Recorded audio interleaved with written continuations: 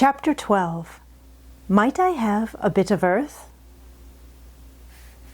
Mary ran so fast that she was rather out of breath when she reached her room. Her hair was ruffled on her forehead and her cheeks were bright pink. Her dinner was waiting on the table and Martha was waiting near it. "That's a bit late," she said. "Where has thee been?" "I've seen Dickon," said Mary. "I've seen Dickon." "I knew he'd come," said Martha exultantly. "How does thee like him?" I think he's beautiful," said Mary in a determined voice. Martha looked rather taken aback, but she looked pleased, too. "Well," she said, "he's the best lad as ever was born. But us never thought he was handsome. His nose turns up too much." "I like it to turn up," said Mary. "And his eyes is so round," said Martha, a trifle doubtful, "though they're a nice colour." "I like them round," said Mary, "and they are exactly the colour of the sky over the moor." Martha beamed with satisfaction. "Mother says he made 'em that colour with always looking up at the birds and the clouds, but he has got a big mouth, hasn't he now?" "I love his big mouth," said Mary obstinately. "I wish mine were just like it." Martha chuckled delightedly. "It looked rare and funny in thy bit of a face," she said, "but I knowed it would be that way when they saw him. How did they like the seeds and the garden tools?" "How did you know he brought them?" asked Mary. I never thought of his not bringing 'em. He'd be sure to bring 'em if they was in Yorkshire. He's such a trusty lad." Mary was afraid that she might begin to ask difficult questions, but she did not. She was very much interested in the seeds and gardening tools, and there was only one moment when Mary was frightened. This was when she began to ask where the flowers were to be planted. "Who did they ask about it?" she inquired. "I haven't asked anybody yet," said Mary, hesitantly. "Well, I wouldn't ask the head gardener. He's too grand, Mr. Roach is." "I've never seen him," said Mary. "I've only seen under gardeners and Ben Weatherstaff." "If I was you, I'd ask Ben Weatherstaff," advised Martha. "He's not half as bad as he looks for all he's so crabbed. Mr. Craven lets him do what he likes, because he was here when Mrs. Craven was alive, and he used to make her laugh. She liked him. Perhaps he'd find you a corner somewhere out of the way." "If it was out of the way, and no one wanted it, no one could mind my having it, could they?" Mary said anxiously. "There wouldn't be no reason," answered Martha. "You wouldn't do no harm." Mary ate her dinner as quickly as she could, and when she rose from the table, she was going to run to her room to put on her hat again. But Martha stopped her. "I've got something to tell you," she said. "I thought I'd let you eat your dinner first. Mr. Craven came back this morning, and I think he wants to see you."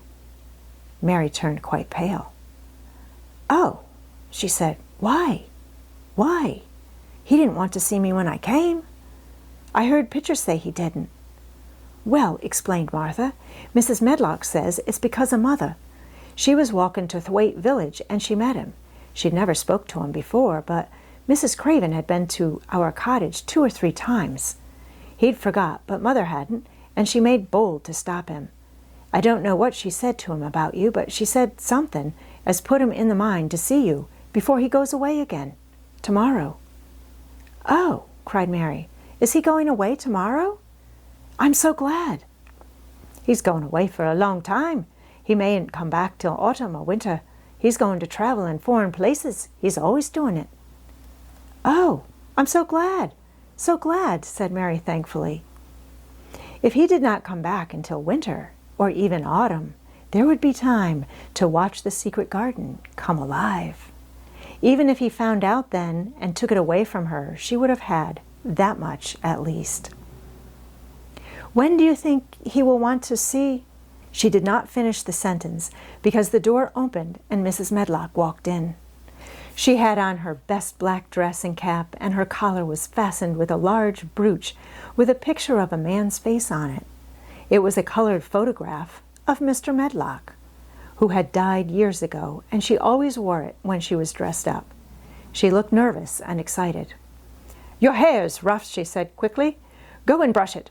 Martha, help her to slip on her best dress. Mr. Craven sent me to bring her to him in his study." All the pink left Mary's cheeks. Her heart began to thump, and she felt herself changing into a stiff, plain, silent child again. She did not even answer Mrs. Medlock, but turned and walked into her bedroom, followed by Martha. She said nothing while her dress was changed and her hair brushed, and after she was quite tidy, she followed Mrs. Medlock down the corridors in silence. What was there for her to say? She was obliged to go and see Mr. Craven, and he would not like her, and she would not like him. She knew what he would think of her. She was taken to a part of the house she had not been into before. At last Mrs. Medlock knocked at a door, and when someone said, "Come in," they entered the room together. A man was sitting in an armchair before the fire, and Mrs. Medlock spoke to him. "This is Miss Mary, sir," she said.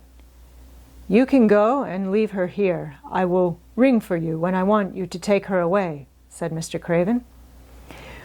When she went out and closed the door, Mary could only stand waiting, a plain little thing, twisting her thin hands together.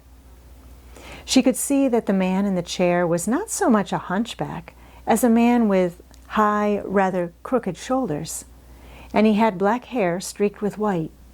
He turned his head over his high shoulders and spoke to her. "Come here," he said. Mary went to him. He was not ugly. His face would have been handsome if he had not been so miserable. He looked as if the sight of her worried and fretted him, and as if he did not know what in the world to do with her. "Are you well?" he asked. "Yes," answered Mary.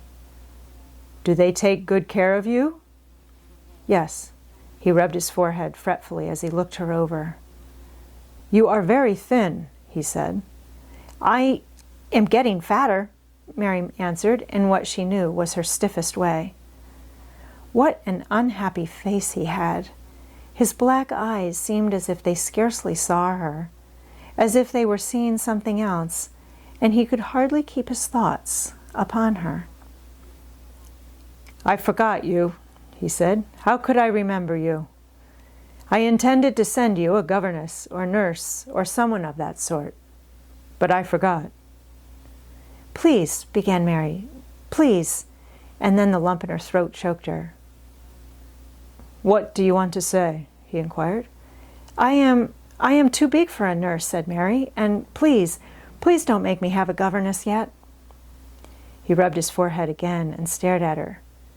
"That was what the Sowerby woman said," he muttered absent-mindedly. Then Mary gathered a scrap of courage. Is she Martha's mother?" she stammered. "Yes, I think so," he replied. "She knows about children," said Mary. "She has 12. She knows." He seemed to rouse himself. "What do you want to do?" "I want to play out of doors," Mary answered, hoping that her voice did not tremble. "I never liked it in India. It makes me hungry here, and I'm getting fatter." He was watching her. "Mrs. Sowerby said it would do you good. Perhaps it will," he said. "She thought you had better get stronger before you had a governess." "It makes me feel strong when I play and the wind comes over the moor," argued Mary. "Where do you play?" he asked. "Everywhere," gasped Mary. "Martha's mother sent me a skipping rope.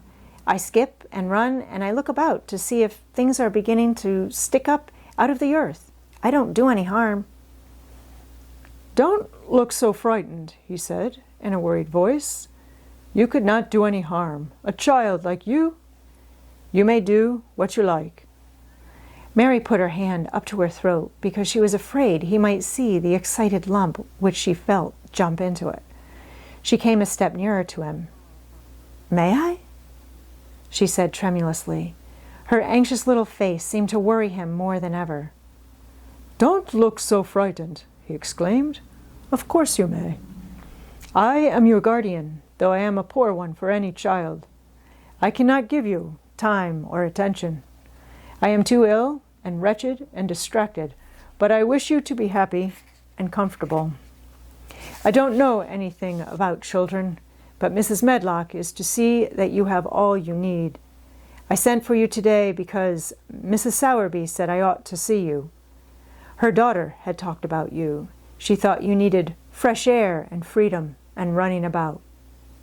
She knows all about children, Mary said again, in spite of herself. She ought to, said Mr. Craven.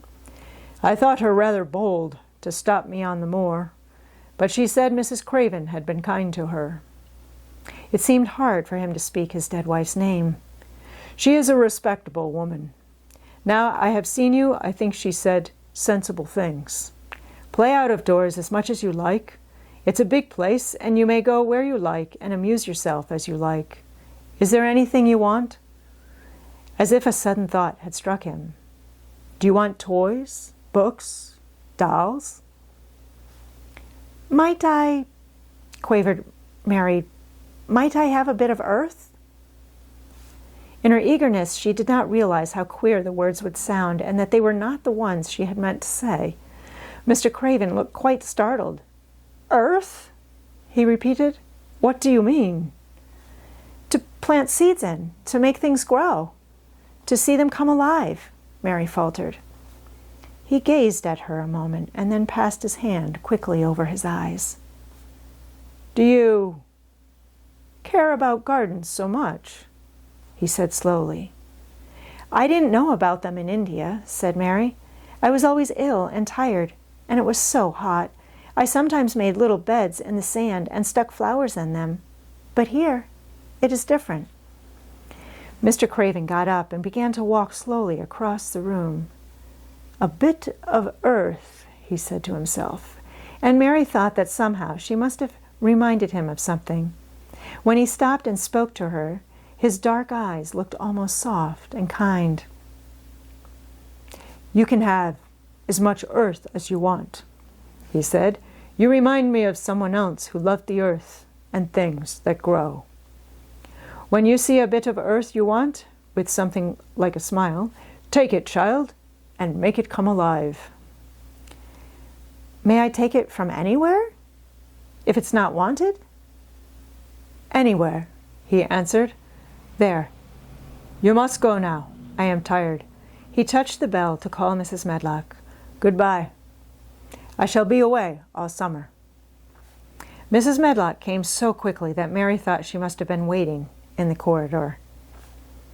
Mrs. Medlock, Mr. Craven said to her, now I have seen the child, I understand what Mrs. Sowerby meant. She must be less delicate before she begins lessons. Give her simple, healthy food. Let her run wild in the garden. Don't look after her too much. She needs liberty and fresh air and romping about.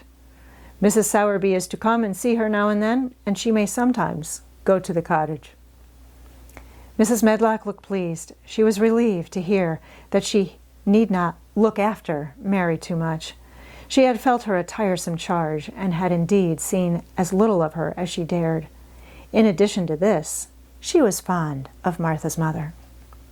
Thank you, sir, she said. Susan Sowerby and me went to school together, and she's as sensible and good-hearted a woman as you'd find in a day's walk. I never had any children myself, and she's had 12, and there never was healthier or better ones. Miss Mary can get no harm from them. I'd always take Susan Sowerby's advice about children myself. She's what you might call healthy-minded, if you understand me. I understand, Mr. Craven answered. Take Miss Mary away now, and send Pitcher to me. When Mrs. Medlock left her at the end of her own corridor, Mary flew back to her room. She found Martha waiting there. Martha had, in fact, hurried back after she had removed the dinner service. I can have my garden, cried Mary. I may have it where I like. I am not going to have a governess for a long time. Your mother is coming to see me, and I may go to your cottage. He says a little girl like me could do no harm, and I may do what I like, anywhere. Eh? Said Martha, delighted. That was nice of him, wasn't it? Martha, said Mary solemnly, he is really a nice man. Only his face is so miserable, and his forehead is all drawn together. She ran as quickly as she could to the garden. She had been away so much longer than she had thought she should, and she knew Dickon would have to set out early on his 5-mile walk. When she slipped through the door, under the ivy, she saw he was not working where she had left him. The gardening tools were laid together under a tree. She ran to them, looking all round the place, but there was no Dickon to be seen. He had gone away, and the secret garden was empty, except for the robin, who had just flown across the wall and sat on a standard rose bush, watching her. "He's gone," she said woefully. "Oh, was he only a wood fairy?" Something white fastened to the standard rose bush caught her eye. It was a piece of paper. In fact, it was the piece of the letter she had printed for Martha to send to Dickon. It was fastened on the bush with a long thorn, and in a minute she knew Dickon had left it there. There were some roughly printed letters on it, and a sort of picture. At first she could not tell what it was. Then she saw it was meant for a nest with a bird sitting on it. Underneath were the printed letters, and they said, "I will come back."